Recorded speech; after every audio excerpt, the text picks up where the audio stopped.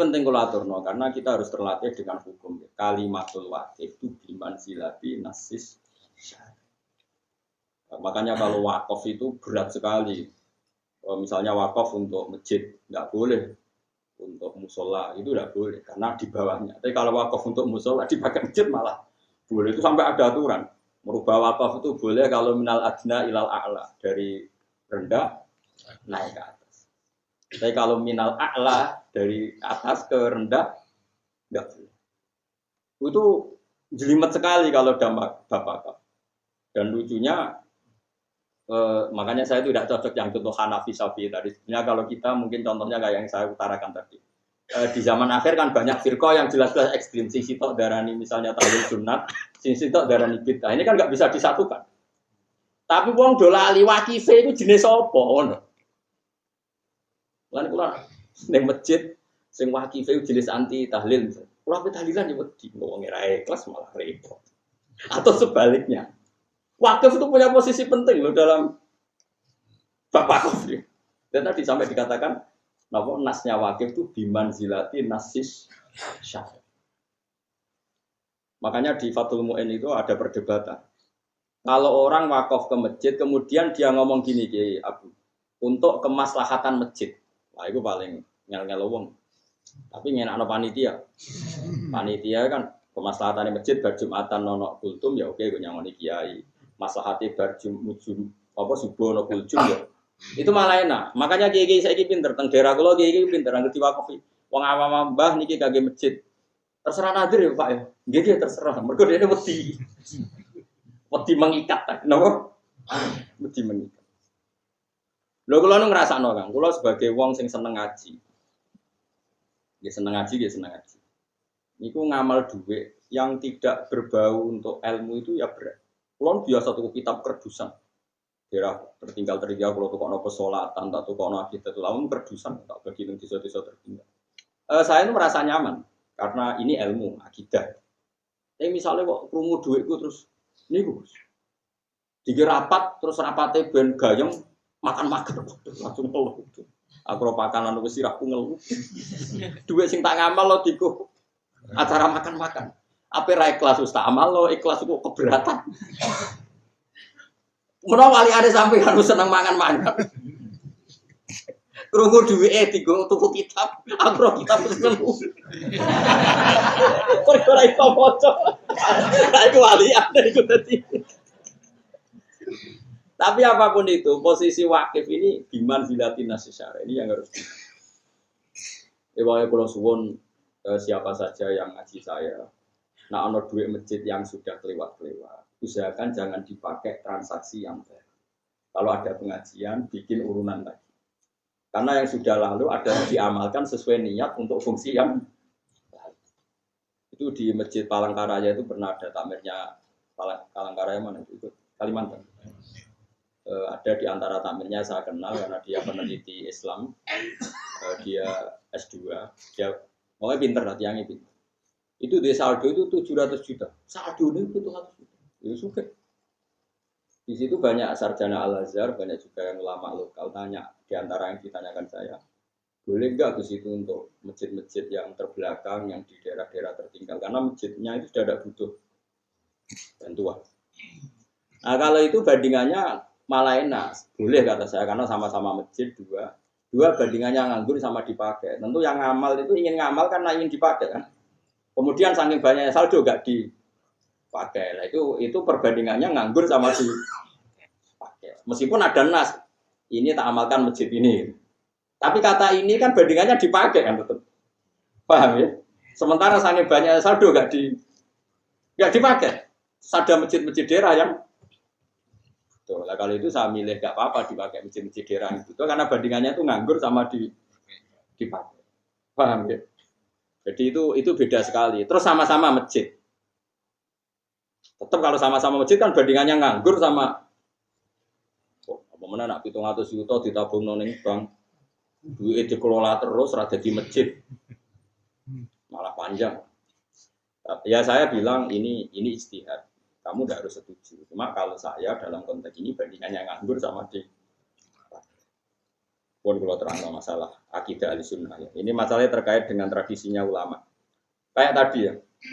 Ini idil mujrimun kan artinya ayil kafirun. Nggih, sinten?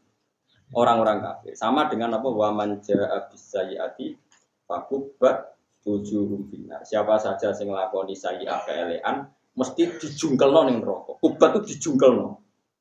Padahal semua orang Islam pernah sayyi'ah enggak? Pernah apa sering? Wah, itu antek junggele umpama asal maknane napa? Sayyi'ah. Makanya sampean delok di semua tafsir ahli sunnah. Sayyi'ah ayy syirki awil kufri, bukan sekedar sayyi'ah maknanya apa? Dosa.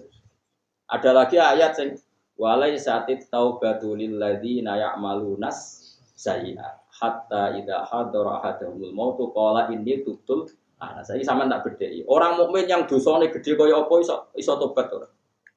Bisa. Coba kalau sayyi'ah maknanya semua sayyi'ah.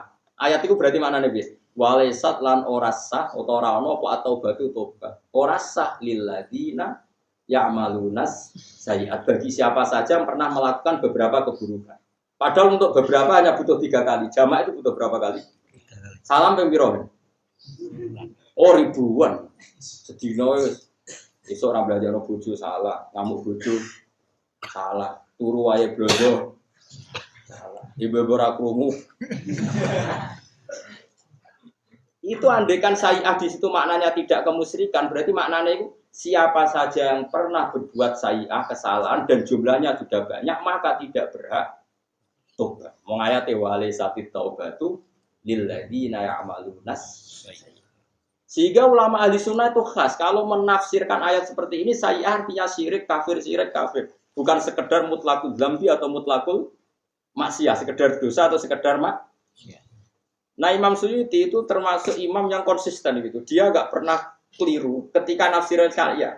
Kayak ini, idil mujrimun ayil kafirun. Dia tahu betul kalau maknanya mujrimun itu wong sing dosa. Tapi kalau sekedar dosa dia mukmin itu tidak sampai ngalami naqisu usihim inda rabbi. Itu aswaja tenan. Apa? Ahlussunnah tenan. Ini penting kalau aturno karena sekarang tuh banyak orang yang apa ya? Nganggap sidik-sidik itu kafir, sidik-sidik kafir. Karena dia ngira maknanya sayyi'ah itu sekedar sayyi'ah, keelean apa wae diartekno apa? Sayyi'ah. Tidak seperti itu dalam Islam. Masyhur. Singkat cerita ngeten lho. Allah itu nurono wahyu ning kanjeng Nabi Muhammad sallallahu alaihi wasallam. Terus wahyu itu diantaranya ngeten. Alladzina amanu wa lam yalbisu imanahum bidzulmin ulaika lahumul amnu wa hum muhtadun. Wong sing iman, nan imane iku ora dicampuri kedzaliman, iku sing kok ben aman gak bakal mlebu neraka. Ana catatan tidak dicampuri kedzaliman. Sahabat nangis kabeh. Karena pikirannya sahabat sing jenenge zalim wa usya fi ghairi mahali, sesuatu yang salah itu jenenge apa? Nangis kabeh sahabat. Matur qalu ya Rasulullah, ayuna lam yazlim nafsa. Kita-kita ini yang ndak zalim siapa? Semua kita pasti pernah zalim. Engkau turun ayat pada engkau tentang wajibnya jihad, kita enteng jihad paling banter mati. Kon zakat enteng paling banter kehilangan dunia, tapi ini enggak. Orang disuruh iman dan imannya sama sekali enggak kecampuran dosa, mana mungkin kita melakukan itu. Ayuna lam yazlim nafsa. Rasulullah senyum-senyum ngendikan laisa huwa kama ta'nun. Sebagian riwayat laisa huwa kama tazunnun. Itu tidak yang seperti kamu bayangkan. Innama huwa kama qala Luqman libnihi inna syirka lazulmun. Itu tidak seperti yang kamu bayangkan. Dolim di situ sekedar salah itu tidak. Tapi dolim di situ maknanya inna syirka lazulmun. Maknanya nengkono itu maknanya syirik. Berarti maknanya dia orang yang beriman dan tidak mencampuri keimanannya dengan kemusyrikan.